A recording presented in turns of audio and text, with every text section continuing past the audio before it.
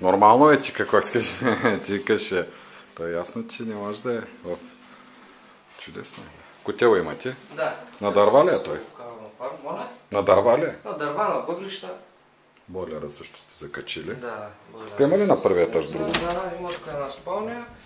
И баня и туалетна има отдел. Банята сме я направили като хидроформно помещение, малко с два бидона, дето на принципа на скачените съдове, защото не можахме тук да вкараме такъв... Той хидрофора. Да, това е хидрофора. И ви тук нямате и в приселци ли вода, бе? Как бе? Има проблем с вода. Той ли?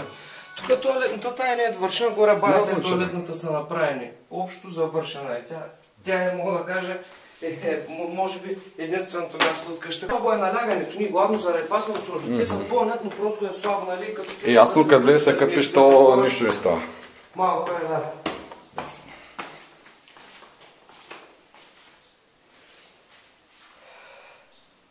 Чудесно. Тук е общо банята с туалетната. Тук нагоре е за стълбището, пак е направено. То е за... Да. Подпокривно пространство. Да, той покрива е така направен. Аз не скачам. Не. Тоест не ме се кача, ако трябва. Покрива е така направен, че може да се дигне с кран, само се развързва. Той е подмазан. Хванате на конструкция. Тук малко. Нищо. Балата лица готви, прави тук си на едно. Тя балата. Вижда, да. Тук е една спалня има. Да. И тук още една спалня има малка. Вие с обща тераса, тази е с отделна. Вие с кредита ли?